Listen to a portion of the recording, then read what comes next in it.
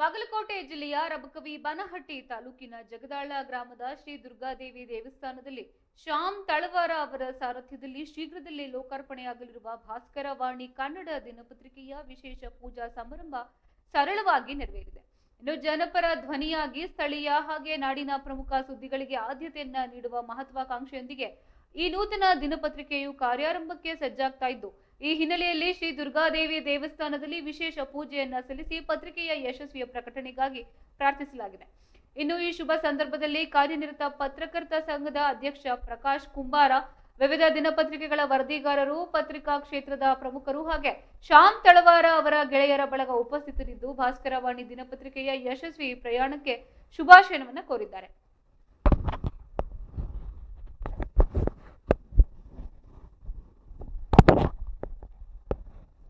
ಕೇಳಿಸ್ತಿದ್ಯಾ?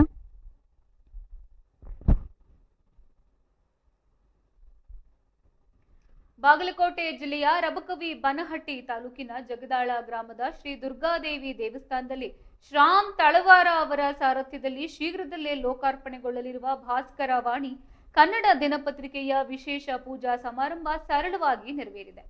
ಇನ್ನು ಜನಪರ ಧ್ವನಿಯಾಗಿ ಸ್ಥಳೀಯ ಹಾಗೆ ನಾಡಿನ ಪ್ರಮುಖ ಸುದ್ದಿಗಳಿಗೆ ಆದ್ಯತೆಯನ್ನ ನೀಡುವ ಮಹತ್ವಾಕಾಂಕ್ಷೆಯೊಂದಿಗೆ ಈ ನೂತನ ದಿನಪತ್ರಿಕೆಯು ಕಾರ್ಯಾರಂಭಕ್ಕೆ ಸಜ್ಜಾಗ್ತಾ ಇದ್ದು, ಈ ಹಿನ್ನೆಲೆಯಲ್ಲಿ ಶ್ರೀ ದುರ್ಗಾದೇವಿ ದೇವಸ್ಥಾನದಲ್ಲಿ ವಿಶೇಷ ಪೂಜೆಯನ್ನ ಸಲ್ಲಿಸಿ ಪತ್ರಿಕೆಯ ಯಶಸ್ವಿಯ ಪ್ರಕಟಣೆಗಾಗಿ ಪ್ರಾರ್ಥಿಸಲಾಗಿದೆ.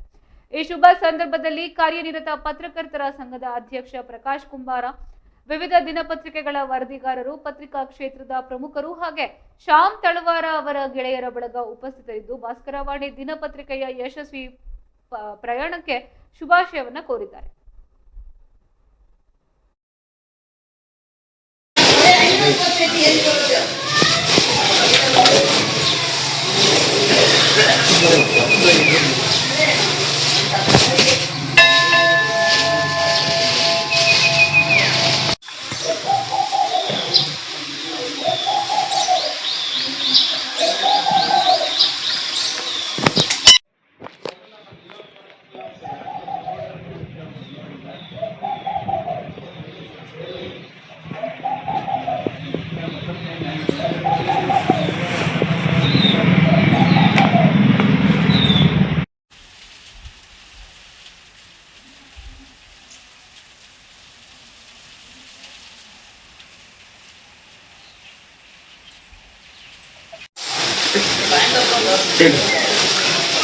Number one.